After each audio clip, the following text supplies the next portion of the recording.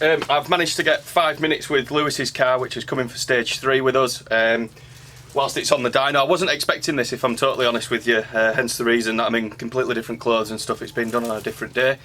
We had this car on the dyno on Thursday night of last week. We managed to achieve an incredible 400 wheel horsepower, but it was just making a little bit too much boost. So we've actually had to take the turbo all the way back off. It is a development car ultimately, and take the spring out, and we've put a 7 psi spring inside, which will mean that it lowers the gate pressure, so mechanically it can't make as much boost. Once we drop that down, of course, then we're not running much duty cycle on the wastegate, so we're not making quite as much boost now. We're at about 1.7. We're looking to achieve in this temperature somewhere around 1.9, something like that. That's a comfortable limit, and we're aiming for about 380 to 385 wheel horsepower, which would equate to 420 at the engine, which is exactly what the turbo is rated to do. I'm going to try and get some quick footage of it on the dyno and doing some pulls, which hopefully we'll be able to see the screen there so you can see the figures for yourself, but we'll update you at the end. We're going to take it out on the road, do a little bit then, and give you exactly what it's made, at which boost pressures. We'll be able to show you some data logs and bits and pieces so you can see for yourself exactly what this car's doing.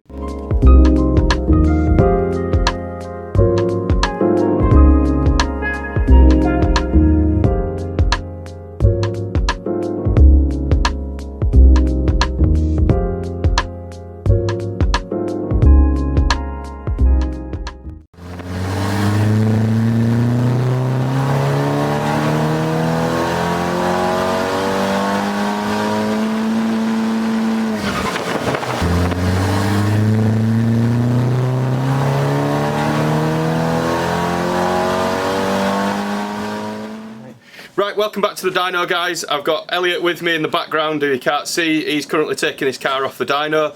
I can't believe what these figures it's achieved. It's done 401 at the wheels, which equates to 440-ish at the engine. So I mean, it's a really strong car, much more than we were expecting. The graph behind me, which has unfortunately gone off, I will post at the end of this video and in the comments section so you can see what it's doing. We're going to take the car out on the road, do some data logs. Right, we're in Lewis's car now. Me and Pat are going to take it for a bit of a run. We've okayed it with him for us to do some inside footage of some reaction stuff, get an idea of what it feels like. And then I'm going to get out of the car, let Patrick drive, and we'll do some outside stuff after we've worked out how to use a camera, because we've been doing that for the last 20 minutes. Fucking thing. Right, where are we at? Have I got this in right mode and everything, yeah? Yeah, manual mode, away you go. Oh, these police have just drove straight past us and now they've come back again, look for them. I'm sure they've seen VUDU stickers. They've seen VUDU, yeah, and thought we'd better have a word with them boys. Wait till I pull out of this lay-by behind him. So this is the first time you've driven this car? It is, mate, yeah. What power has it done? 400 wheel? 400 wheel horsepower. Fucking hell. That is serious, isn't it? It's got all the right noises. His ear looking his meat wagon. Hey up. I told you, doesn't it sound like someone's drop kicked a turkey?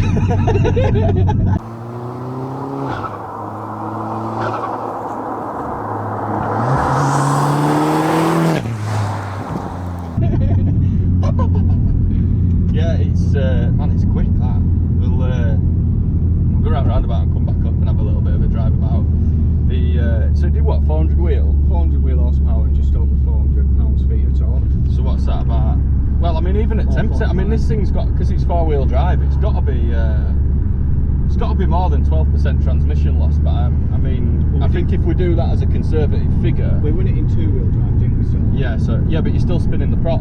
Yeah. So the only thing that disengages is the Aldex. So you've still got all that prop to spin. So there's quite a bit of drivetrain loss there. So you're only really disconnecting the drive shafts at the rear, right? So yeah. So I reckon, you know, I mean, realistically, look, if we quote it at 12%, I think that's reasonable given the fact that on a front-wheel drive car, we know prop shaft to spin. We usually quote between 12 and 15, don't we? Yeah. I think at some point we're probably better off getting it over to an independent dyno anyway. We'll do some testing. Yeah, well, we can do something. I can go take it down and have it run on a rolling road, but they're just so inconsistent, aren't they? That's why I like the wheel horsepower figures, to be fair, because you know exactly what it's putting down to the road. Exactly. But I can see the attraction for people of getting that sort of halo figure, do you know what I mean? Yeah. But there's, in my... Bigger numbers are better, I suppose. I suppose so, but in my experience I've found, you know, I'll go on 3 different dynos with the same car, because I do this all the time, and you'll get 3 different lots of figures, some over, some under, some right.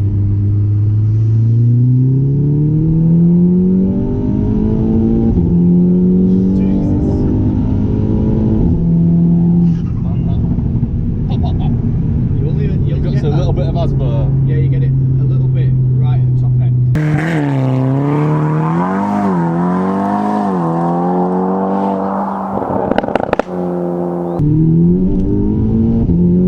Jesus Christ.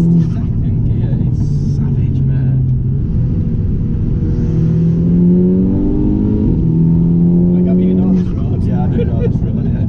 This is where we come for most of us test drives, to be fair, but my house is only down there. It's quick, that, isn't it? I feel a bit funny, that, mate. I'm not gonna lie.